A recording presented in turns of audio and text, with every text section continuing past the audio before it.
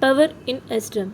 Power consumption is one of the most important design consideration in SRAM, especially in modern processors that contain millions of SRAM cells.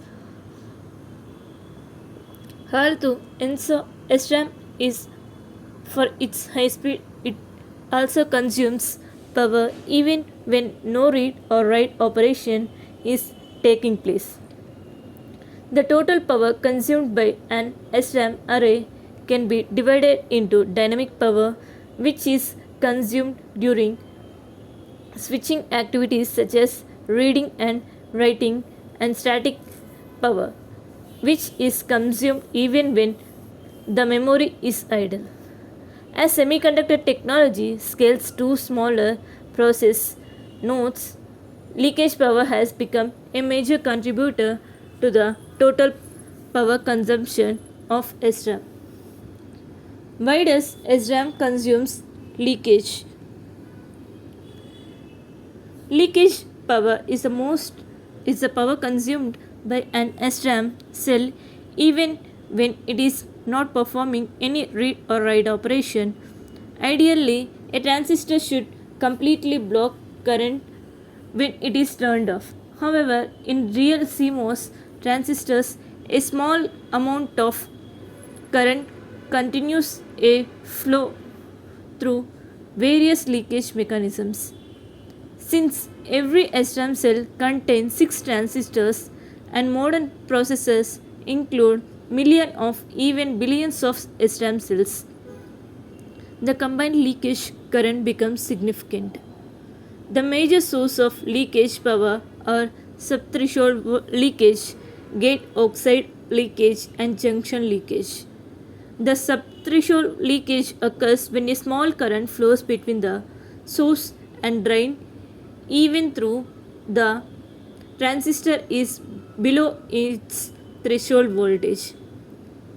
Gate leakage results from electrons tunneling through the extremely thin gate oxide in advanced technologies. Junction leakage occurs at the reverse bias of PN junctions between the source, drain, and the substrate. As transistors' dimensions continue to shrink in advanced technology nodes such as 7nm, 5nm, and 3nm, leakage current increases because thinner oxides and lower subthreshold voltage make it easier for current to flow unintentionally. Consequently, leakage power has become one of the most biggest challenges in low power SRAM designs. Source of leakage power: subthreshold leakage, gate leakage, junction leakage, gate induced drain leakage. Here, subthreshold leakage current flows even when the transistor is off. Gate leakage, electron tunneling through the thin gate oxide. Junction leakage, reverse bias leakage at PN junction. Gate induced drain leakage occur when leakage caused by high electric fields near the drain. What is standby power? Standby power is the power consumed by an SRAM array while it is storing data but not actively performing read or write operations. Even though the memory is ideal, the cross-coupled inverters inside each SRAM cell must continue receiving power to maintain the stored logic state. At the same time, leakage currents continues to flow through the transistors, resulting in continuous power consumption. Standby power is primarily composed of leakage power in devices such as smartphones, laptops, wearable electronic and IoT systems. SRAM spends most of its lifetime in standby mode. Therefore, reducing standby power is essential for extending battery life and minimizing heat generation. For example, the cache memory inside a processor remains powered the while the processor is waiting for new instructions or performing low activity tasks. During this period, although the SRAM is not switching, it still consumes standby power to preserve the stored information. Here we have characteristics of standby power.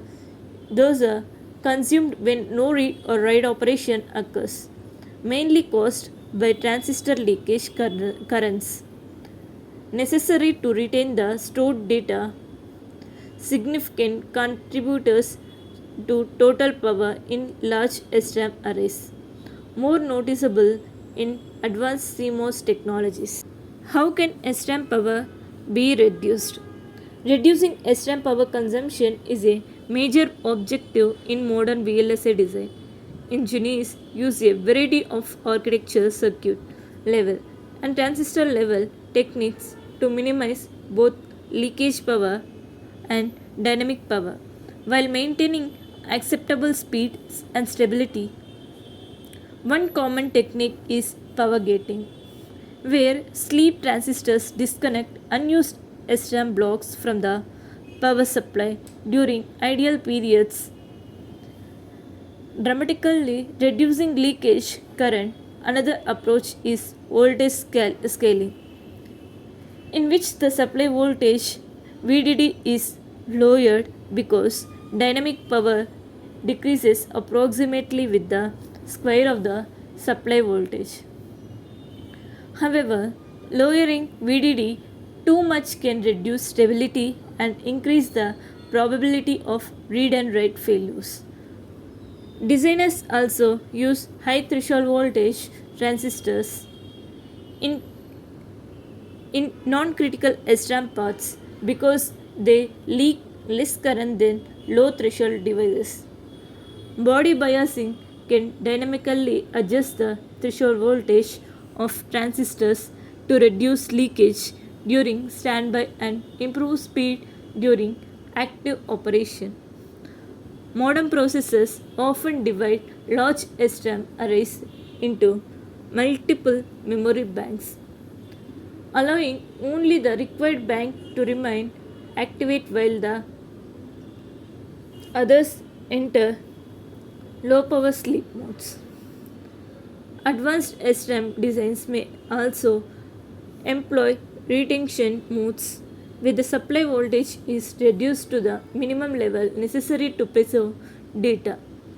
These techniques greatly reduces standby power while ensuring that the stored information is not lost.